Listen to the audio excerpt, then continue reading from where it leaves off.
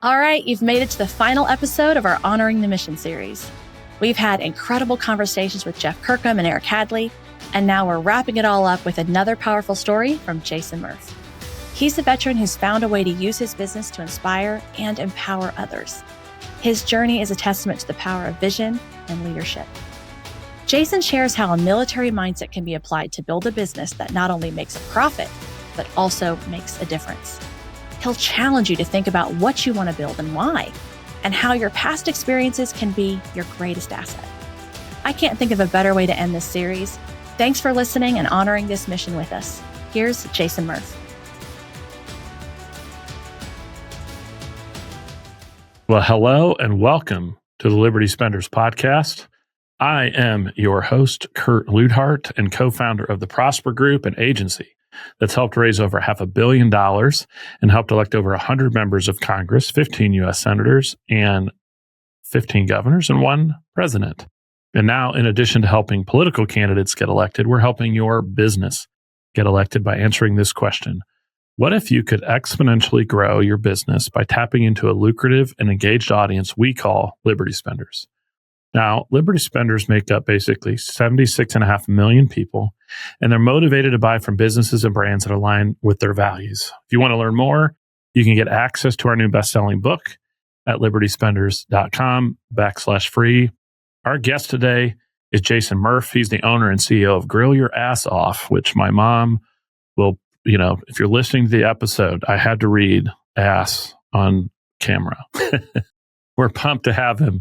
It's a veteran-owned Texas barbecue company that's been spicing things up for 8 incredible years. Jason's a former U.S. Army infantryman with the Old Guard in D.C., and he's turned his passion for barbecue into one of the fastest-growing seasoning companies in the USA, which he started from his garage in 2016. And he's done it with bold, military-themed flavors and unconventional marketing strategies that grab attention. He's built a brand that brings people together and gives back to veterans. I'm excited to have you on, Jason. Yeah, no, thank you. Thank you for the warm intro on that. And sorry that you had to say ass, on the podcast. But that's one of the fun things with the brand. That's one of the also not so fun things that, no pun intended, has made it a pain in the ass at some marketing points and, media whenever we go to do that. But, just to kind of kick things off for anyone who's listening, to understand why it's called that is in the very, very early stages of figuring out what we wanted to do with it. The number one thing was humor, because during our darkest times of service, humor is what got us through it. Whenever we lost someone, you're in the field for multiple days, taking a shower with baby wipes, and you just, life sucks. Humor gets you through all of that. So that was the very first thing I wanted, is whenever somebody hears the name of the business, they see a label, whatever it is, if we can bring a smile to your face, make you laugh, chuckle, make your kids laugh, and then you got to cover up their eyes and walk them away, however it is, just, lighten someone's day. I think that's great. I mean, there's a lot of products on the market, right? And I tell people, as a marketer, you've got to do something to stand out. And even if you have the best barbecue around, sometimes good marketing can trump that. And I really do love the name, but my wife and I were having a good joke over it today. We thought, well, we have to apologize to our moms. But I absolutely love it. I was curious as I was reading the bio and prep for this. I was U.S. Army infantryman, I understand. Old Guard in D.C. Is that like a unit? What's the Old Guard? Yeah, so that's a specialty unit. It's the 3rd Infantry Regiment. It's actually the oldest active infantry regiment in the military. So it's a very high honor to serve there. And what we do there is a couple different facets of basically the ceremonies, funerals, security around the military district of Washington. So with my position that I was there, I was in hotel company. We were on a full honors funeral team, but that could be anywhere from us doing, a 4-star presidential funeral in Arlington National Cemetery. For your highest honors, we could be at the Pentagon, at an foreign embassy doing ceremonial missions, to jumping in a Black Hawk and flying down and doing live training exercises and all that kind of stuff. So it was one of the things I got selected directly out of basic training to be able to go there. I didn't want to go there, fought every way that I could not to go there because it's not what I wanted. But, looking back at everything and actually being there, it's one of the highest honors that I can honestly do inside the military outside of just service itself. Is, we were the final people that, hundreds and hundreds and hundreds of families saw as we laid their, loved ones to rest that either was killed in action or, hit a certain age point and passed away. So it's a super big honor to be able to say that I served there. We served with honor and we did it right. Well, I didn't know that. I mean, it makes sense, but I didn't know there about the old guard. That's a great thing to learn about on the show. But I suppose while you were doing this, you were experimenting with barbecue. So how did that whole passion for barbecue start for you that eventually led to starting your own business? I don't have like a culinary background. No one in my family has a culinary background, but both of my parents are entrepreneurs. So the little time that we did have together growing up, it was typically us cooking. And, we pick up on things here and there, but never ever experience or plan to do something like this, create a seasoning company that's turned into, a gourmet barbecue line of just everything you could imagine. And really the turning point on what started to get me in this position is honestly being stationed there in DC and kind of all over the East Coast. Is no offense to anyone over there or up north, but y'all have a severe lack of flavor. So I would have friends and family members down here in Texas actually send me different spices, seasonings, and all things like that. So I could actually like eat good because, the spice aisles up there in the grocery stores and all your stores aren't great. And at the same time, my partner, Mateo, partner, not in that way, but, battle buddy, we had a townhouse, and inside that townhouse, we were both, kind of hooked on working out because where we were stationed at the old guard, the, fitter and more of a stud that you were, you got to go to a lot of different schools. And for me, that's what I was all about. I was like, the less time I can spend in the cemetery and the more time I can go out and, earn more badges and different schools and everything like that in the military, it'll set me out further to be able to achieve the goals that I wanted to. So we actually got into formulating kind of our own pre-workouts and like workout supplements. So like look like a meth lab every once in a while, with all the different bags and scoops and spoons everywhere. And then with that, it's like, okay, cool. Like it's not that hard to formulate this stuff once you get a hang of it. Like, let me start tweaking with some seasonings. And in 2014, I severely injured my left ankle, ended up going and getting a surgery on that to kind of reconstruct it at Walter Reed, and had a botched surgery there. And pretty much my options were to get another surgery done by the doctor who is directly next door to this doctor who did the botched surgery, or be medically discharged out. And at that point, I'd hit a pretty significant low. I got pulled off my line. I got pushed up in a headquarters company to where, I was overseeing a lot of stuff, but I wasn't there with the soldiers that I served with and what I wanted to do. I was more scheduling things, making sure I basically was a operations NCO for the military district of Washington on everything that's going on. So more on the admin side. It's not what I wanted to do. And to provide me with the best healthcare that I could get, it was actually getting out of the military. So at that time, everything kind of went upside down for me because I was planning on, staying in the military for life, had a lot of goals, had already achieved a ton of stuff for the amount of time that I was in there. And yeah, all that got erased, flipped upside down, and transitioned out of the military 2015, found a college that actually accepted the GI Bill to get your commercial pilot's license. And I was like, maybe this could be fun. We actually have, if you look down the family tree, on my dad's side of the family, they were actually the first people to ever plant rice by air in the state of Texas. So it's like, we have a lot of aviation in our background. So I went after that, and I realized pretty quickly, like, flying a school bus in the sky is pretty boring. It's a big difference to going in, kicking in doors and doing all this cool stuff in the military to sitting there and flying in a straight line. So, wasn't my biggest thing. I did want to, once I realized that it's not what I wanted to do in life, I figured let's go ahead and, use the GI Bill to get my pilot's license so I can fly whenever I'm out, done doing this. And at that time, I had actually longtime friend, Harris County Sheriff's Officer in Houston, had started doing his own line of seasonings. And so we were just kind of talking one day. I'm like, yeah, who's helping you out with this? Yada, yada, yada. He introduced me to a couple people.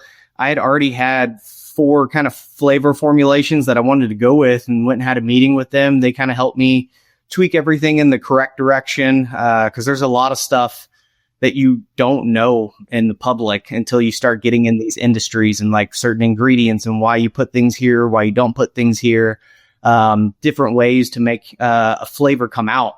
And started off with that. Didn't know what to call it. My dad was actually the one who was like, why don't you call it Grill Your Ass Off? And I was like, no, it's funny, but I don't think a lot of stores would carry it. So maybe not. And then had some guys that I served with actually come by my apartment whenever I was still in Waco flying. Had probably one too many drinks. Then I jumped on Fiverr and paid a dude $15 in Venezuela to draw a donkey sitting on a grill crying. And it was like the worst pencil sketch you've ever seen in your life. But it instantly I was like, there's something here.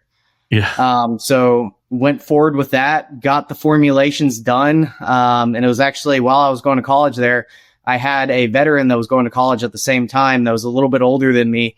And almost like every day for like weeks on end, he'd come over to my apartment before he would go back home and we would try different flavors and like, hey, let's tweak this. What about this? What about that? And that's how we launched the initial ones. And it was our Claymore Cajun seasoning, our Infidel pork rub, our Madu steak seasoning, and our Really Pete chicken seasoning. And that whole entire process of it is like really where I found our mission, which is, with the name, humor. But the biggest thing is continued camaraderie through amazing food. Doesn't matter race, religion, politics. If you just got in a fight with someone, you put down an amazing plate of brisket, all that kind of stuff, they're going to shut up and enjoy each other's time. And food always brought us together in the military. Chow comes out, like everyone's happy, enjoying each other's time. So that was kind of the goal.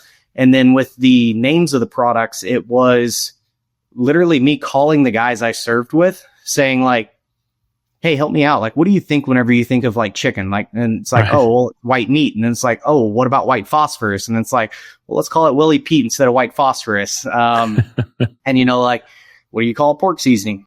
Infidel. That's pretty easy and given on that point right there. And then, we had nicknamed Madus was the first one to ever get named because it had the heaviest granules of spices inside of it. So it's like, it's one of the biggest machine guns that we have inside the military. So let's call it Madus. And then we initially thought we'll just name all the different seasonings, different nomenclatures of firearms, but that can be pretty boring. Right. And then the next one was Claymore Cajun seasoning. It's like Claymore is a small device that packs a huge explosion. Well, it's the least amount of ingredients inside of all 4 seasonings. And I felt like packed the most amount of flavor. So that's how those names got started and, kind of the vision, the brand behind it. And then it literally just started with me, hustling it out of the garage until I saved up enough. I had, another business in Houston actually selling fireworks, that I started back whenever I was 17. And so we had done massive expansion of all the fireworks stands and I had approved time off from that college to go and do this huge expansion. And they actually approved me on the days off. And then the last day of that fireworks season and like record numbers, everything's going great. I'm super, super happy. I get an email saying I'm failed and kicked out of the airline program because I missed too many days. Oh, so I instantly go back to Waco. Well, all the admin staff that can actually help me with this is on training missions in Louisiana, learning how to fly crop dusters. So I literally spent a week in my apartment, just like debating back and forth, like, do I just drop out and say, screw it? Like if I fail the course, the VA still pays for it. Like I don't have to finish it. Or do I stay here and finish it? Like I have enough money to keep me afloat for, 6-8 months. Like if I do this and then, in that time, I basically put together a PowerPoint for the school showing that I'm right, they're wrong. I presented it to them. They said, yep, you're 100% correct. You're back and you can finish the course. I said, you know what? Sorry, just go ahead and fail me. I'm done with this.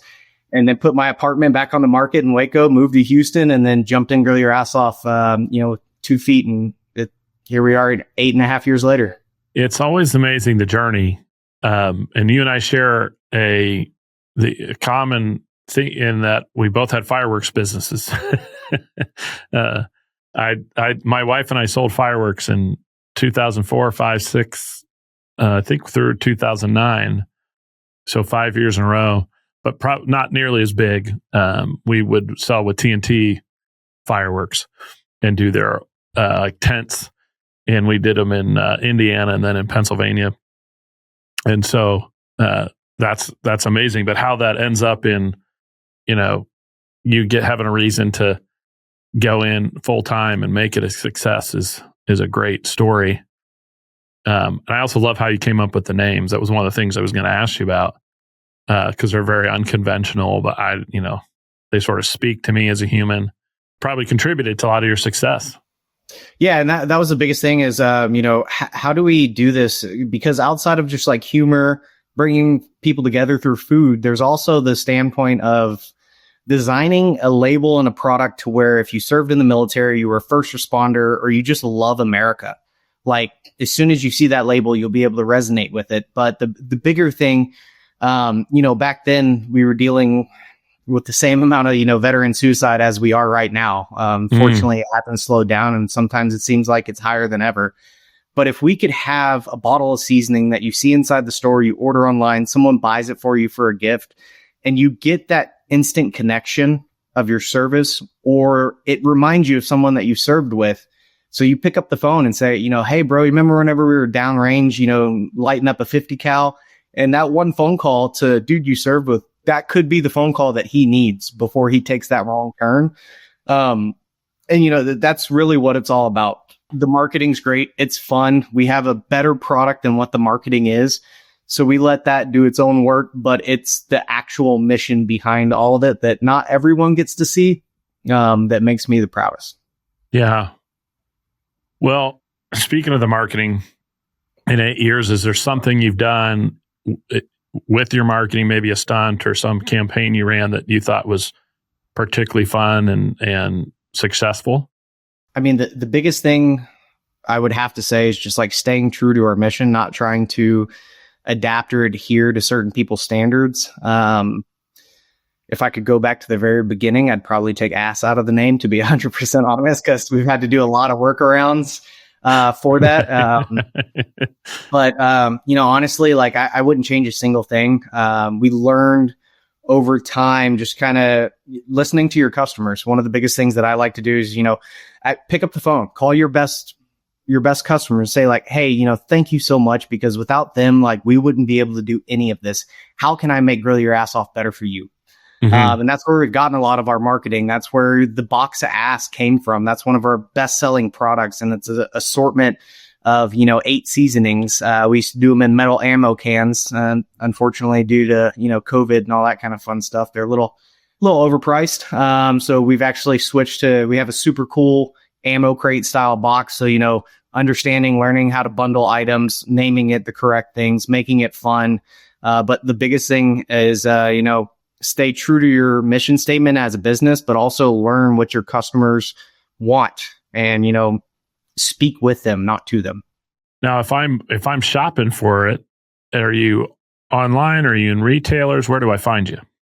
All of it. So, we're online. We're, on Amazon. We're on Walmart.com. We also are in just over 1,400 retail locations across the state. About 2 years ago, we finally breached all 50 states. So we can proudly say, Grill Your Ass Off is available in all 50 states. We are inside of ACE Hardware. We're not inside of every single ACE Hardware, but we are inside of the ACE Hardware ecosystem. So if your ACE store doesn't stock it, all you got to do is yell at the manager there, and then they can stock it for you. And another one of our amazing large partners is Hallmark, who I never thought I would say. Yeah, that's interesting. We do have a lot of ACE Hardwares around here, so that's an easy place to grab them in Indiana.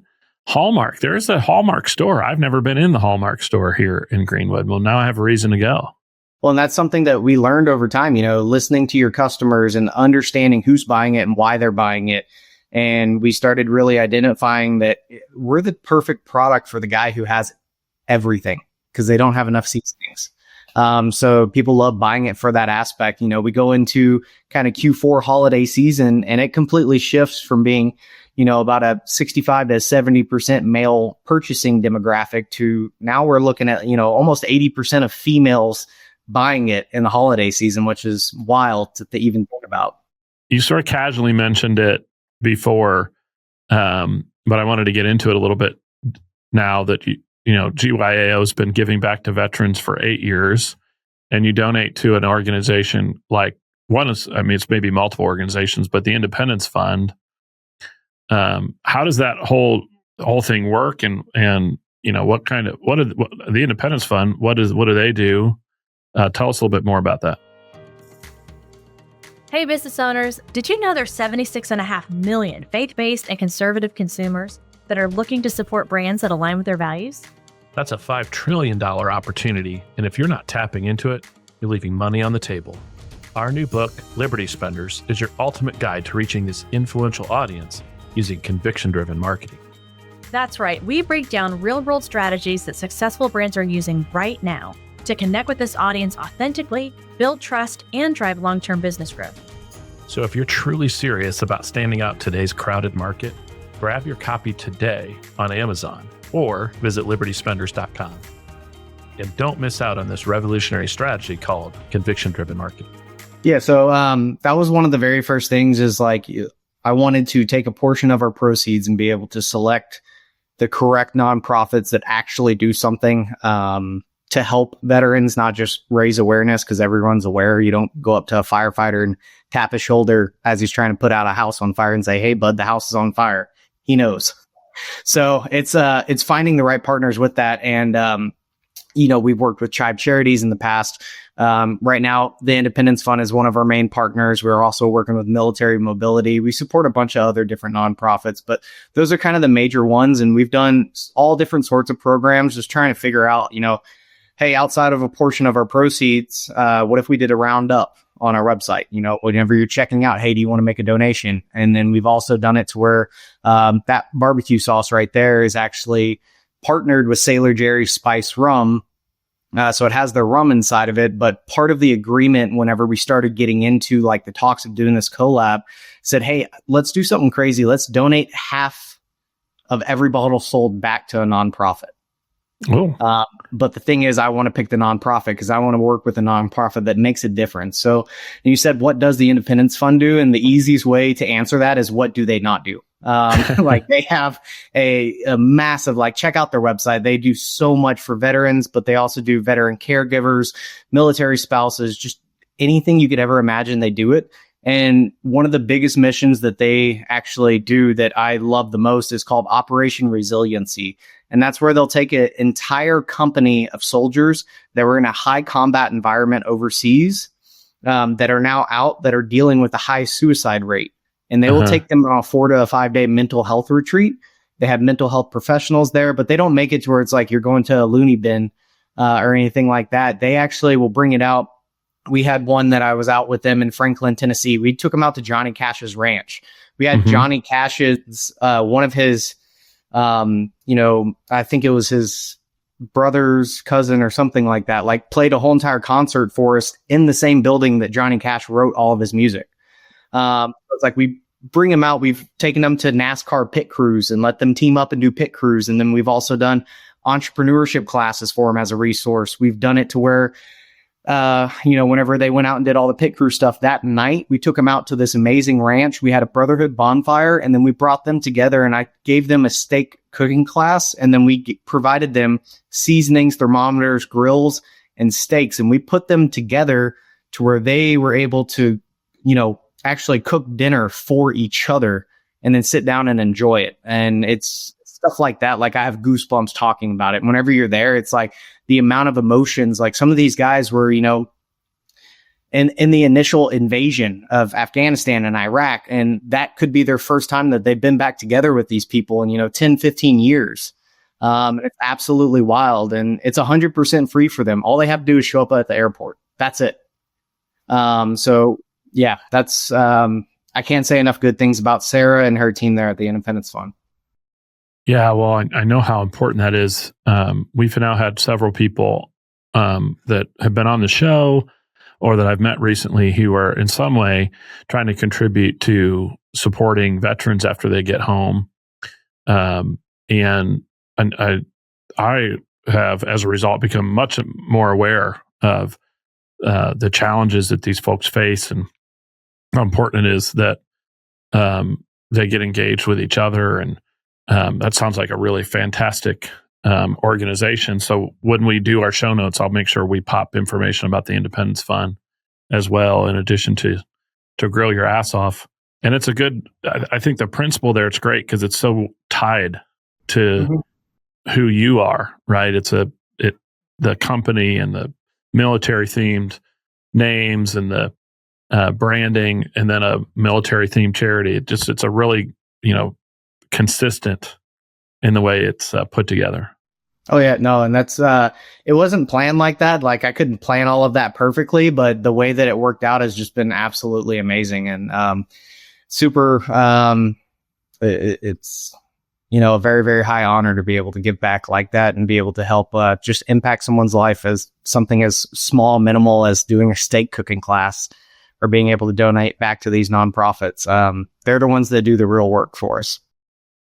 I was thinking about the story of the, getting these folks together as part of the Independence Fund and having them grill and cook for each other also relates a little bit to what you were saying at the beginning with your brand is the idea that, cooking is a way to bring people together. That's part of your ethos as a company. And it's an unconventional value, right? And it seems like a bit of a countercultural approach to bringing a brand out and getting it out into retailers. Do you think there's something about kind of your unconventional approach that's made you more successful, maybe somebody who's doing something similar? No, 100%, because people, walk down any grocery store aisle and there's hundreds of different seasoning companies and all this kind of stuff. And a lot of people, whenever they're out shopping and spending, their hard-earned money, they want to know, why am I buying this brand? So outside of just saying, oh yeah, we're veteran owned, we hire veterans, first responders, military spouses, all that kind of stuff. It's like we also give back with it. So it's not just going up and buying, a bottle of seasoning, going back and grilling. You're buying that bottle of seasoning and it is touching so many people's lives and helping impact and make the people who gave us this freedom, their lives better, or their families that are now, living on, carrying that person's name and tradition, and honoring it. That's not enough people get to see that side of the company that I wish they could. Yeah. Well, celebrating 8 years in business is huge. For the uninitiated, most businesses don't last a year, let alone 5. And it's also probably one of the hardest things to do would be to build a direct-to-consumer brand. Is there a moment that stands out during that entire kind of 8-year process that's one of your favorites? Maybe it's a success story, a lesson learned. Is there a favorite memory? It's funny that you said that, because building a direct-to-consumer brand, one, is just extremely hard, but also it's like whenever I was starting it, one of the things that I kind of took a step back and kind of overview the whole entire brand. And I was like, I would never buy seasonings off of a website. Right. Like, so the goal whenever we were creating the website is like, how do we build a brand and a website so kick ass that I would buy seasonings from it? So that was kind of some of the initial starting points. But honestly, the biggest win that I could have from this company isn't a financial win. It's the people that we've been able to impact, our employees here. And honestly, that's it. It's the community that we've created with this company. It's our customers. that's what it's all about. Because without them, without our amazing team that we have here and all of that, like none of this would be possible. So there's no financial win. Like, yeah, we only be, loaded millionaires and stuff like that. But it's like the actual impact that you're giving on people's lives that pays off 10 times more than any check will. Is there something coming up soon? Maybe a way you plan on continuing to grow your impact now as you move past this 8-year milestone? So one of the things that we've started to do, we just launched our second product where 50% of all that goes back to military mobility now. And that's our new wild game seasoning called Bag and Tag. Mm-hmm. We are in very early talks. So one of the things that we started doing, 4 years ago. So this year will be the 5th year of doing it. I don't have the exact dates lined out or else I would let everyone know. Is we decided to do a customer appreciation party to where similar to like the Independence Fund, except for just our customers, all you have to do is show up. Food is free. Drinks are free. Like everybody just come together. Let's have a kick-ass time. We normally do it now to where we have similar to a VIP customer group. We call them Elite Pitmasters. And we give them an hour ahead of everyone else, and they get to sit down with our entire team, taste test new products that we're working on, give us direct feedback. We answer all the questions. And so it's like, again, you guys helped us build this business. Like, let us make it as the best business that we can for you. So that's one of the things that we're really looking forward to this year is we're working with some amazing partners, and we're about to make our 5th year anniversary of doing this party bigger and better than we could have ever imagined. Sounds like a fun party to be at. Yeah, no, this year it'll be in Austin, Texas. We're still working on the fine lines of the dates, hopefully in September, once it cools off a little bit, because it's a wee bit hot right now. But yeah, no, super pumped on that. And to be able to get it out to everyone.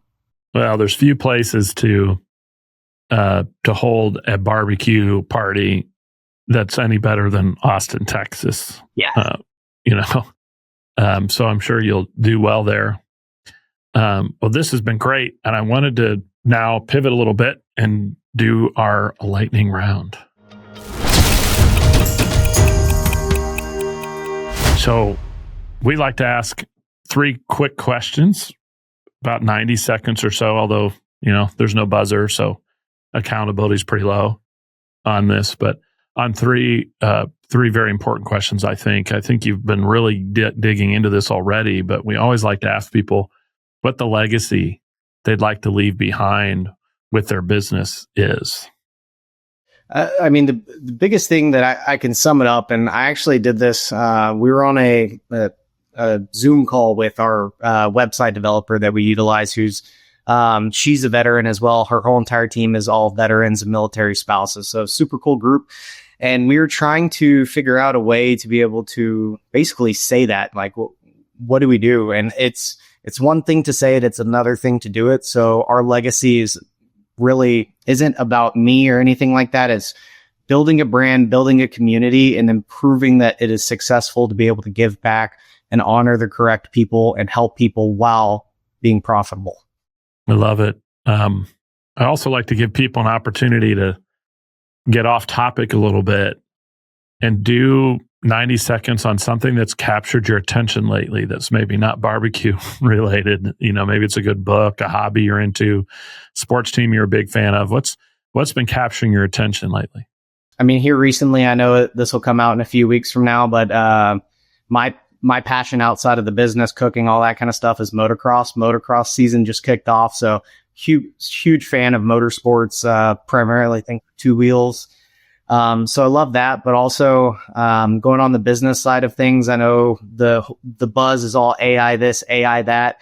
And one of the things that I've really helped, myself, but also implement with my team is I think a lot of people overutilize and rely on AI. And I think that there's a better way that you can do it to where I'm sure you're very well aware of the 80-20 rule. That's helped me get over major hurdles. So I look at utilizing AI in the same principle. Let AI do 80% of the work, and then you do the final 20. And so that's what we've really implemented that here, and it helps a ton, way more than you think. But if you just go solely related on that, you lose the human touch. And that's what helps make the difference, to where you're not, speaking to them, you're speaking with them. Yeah. Yeah.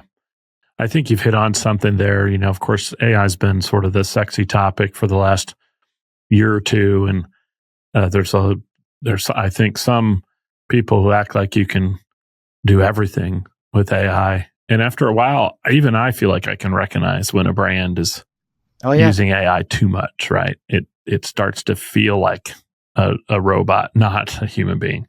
No, and that's like, we just had a meeting with our marketing team, and we were talking about that. If you remember, like right as AI started becoming a thing, they had like that AI voiceover that you would see on every TikTok video ad and all that kind of stuff. And anytime we try and utilize that and we're doing a voiceover and it's not an actual human voice, it drastically decreases, our ROAS on that ad. And so we've been doing a lot of testing with that, and then just interjecting like real people's voices back into it, not some AI stuff. And it's crazy. Like, just like you said, like people nowadays are like, okay, that was written with AI. This is AI voiceover. Although I've seen some of the, the Google movie stuff that just came out that's absolutely wild, and you can't even tell it's AI almost. For those people, let's just imagine for a moment, somebody could only listen to 90 seconds of this show. So if somebody listened to only 90 seconds, give us the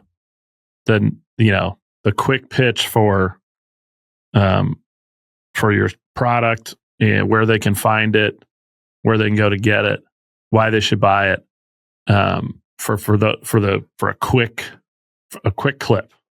So Grill Your Ass Off is a veteran-owned, Texas-made brand that gives back to the community of veterans and first responders. Everything is made in small batches, so it's high-quality product, and there's no filler BS like what you see on the grocery store shelf. Quick examples, look at our lemon pepper. Look at what you get inside of a grocery store. Their lemon pepper is yellow.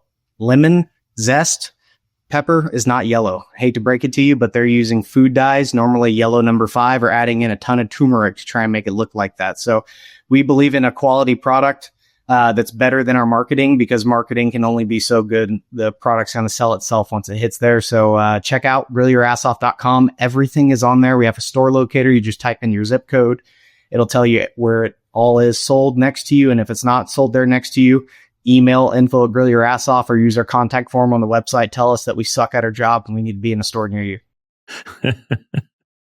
Well, let's do it. I think this has been great. I'm excited about Grill Your Ass Off, and I really appreciate you, Jason, for coming on the show. You're the exact kind of entrepreneur we like to feature. For anybody who's listening, if you want to get in touch with Jason or to buy some great barbecue, find him at grillyourassoff.com. Yeah. And I really appreciate you joining. And I got one thing back to you. I know we did like a lightning round there. Yeah. So I wanted to, because I know that there's a lot of entrepreneurs or people like interested in getting into business that listen to this podcast. So for basically, as we grew our marketing team, and it wasn't me doing all the marketing anymore, I wanted to create something to where no matter where you are in the progress of trying to build out a marketing campaign, you get lost, you have a draft done, but you don't know if it's good. I created 8 commandments that we utilize in our team, and no one is allowed to turn in any marketing until those 8 commandments have been done, read through. And as soon as we implemented this, it shot through the roof. It's less and less kickback, all that kind of stuff. So I wanted to give it back to your listeners, if you're okay with that. Oh, I'd love that. So, to kick off, define the conversation. You always need a reason. Why should people open the email? Why should they listen? Why should they care? And it goes way past just email. So that's number 1, is define. Number 2 is always have a reason to send. You don't want to just blast out an email, do anything like that. So always make sure you have an appropriate reason why you're sending an email. Number 3 is KISS. Keep it simple, stupid. If you overcomplicate something, it adds friction to the sales funnel. The customers are going to leave. So always, the more simple you can make it, on the average level, the average American is at a 3rd grade reading level, if you didn't know that. And that's something like I'll put inside ChatGPT as a prompt, like keep this marketing at a 3rd grade reading level. Keep it simple, stupid. I've said it a few different times, speak with the customer to them. We don't want to tell you exactly what to do, but I could say, hey, Kurt, I saw you've been checking out this product right here. It would go amazing. And you know what? Whenever you buy it, check out all these amazing recipes you can try out once you get it in your house. So, and then for even small brands, if it's just you hustling in your garage like I was, speak from multiple personas. There's been times where it's like, hey, let's create this fake employee and have fun with it. So it's like, you don't want it to just be 100% from you all the time. Utilize different personas and then different people in the company, even though it might not be them sending the message, you can make it look appear like it's somebody else sending the message. So that way, as a customer is, receiving that marketing, they're like, oh, hey, it's not just Jason. Now, look, I'm getting a message from James. I'm getting a message from Dylan. Like, these guys truly care, and you'll have a higher conversion rate on that. Another one that is so crucial to marketing is be preemptive. You have to anticipate the customer's needs. So again, if you always have a reason to send, like if you're not anticipating what the customer's doing and what they need, then you're going to fail at that marketing. You're going to have a super low conversion rate on that. You always want to be authentic. That's the seventh one. So for instance, I've messed up marketing emails before. I put the wrong UTM links in it, the wrong discount code in it. And then call yourself out on stuff like that. That's just one simple thing is like, hey guys, Jason Murff, CEO of the business, and I just fucked up. So you might want to go and change this. But here's the correct link. And what's ironic is like, we'll actually get more sales from that because they're getting an email directly from me saying like, hey guys, I screwed up. Sorry, here's the right stuff. Have fun, poke at yourself, right? The biggest thing is people won't remember what you sent them, but they will never forget how you made them feel. That's the eighth one, and that's one that has probably made us the most money in marketing. Is they won't forget what you sent or anything like that, but if you can make someone feel a certain way, they will walk away with that forever. Yeah, I like that. That's we need to get. Do you have those 8 rules on a web page somewhere that we can share? Yeah, I can send them over to you after this. Yeah, because those are great. And as a marketer, I resonate with them, but also a few spots where you were talking, I was thinking, yep, I've been guilty of missing one of these before. Yeah. And just missing one of those. And please tell me, since you are a marketer, like if you have any more to add. I just stopped at 8 because that's where my brain stopped.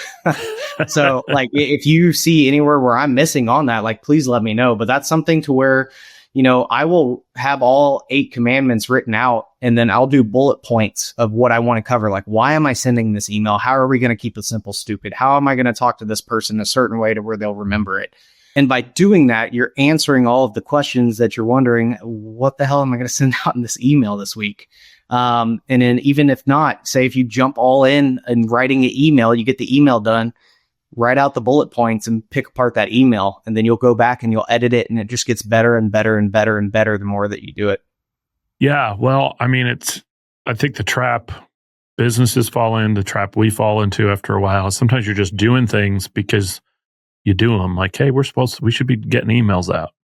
And to your first commandment, why am I doing this? I think you articulated it a little differently, but what's the outcome I'm after?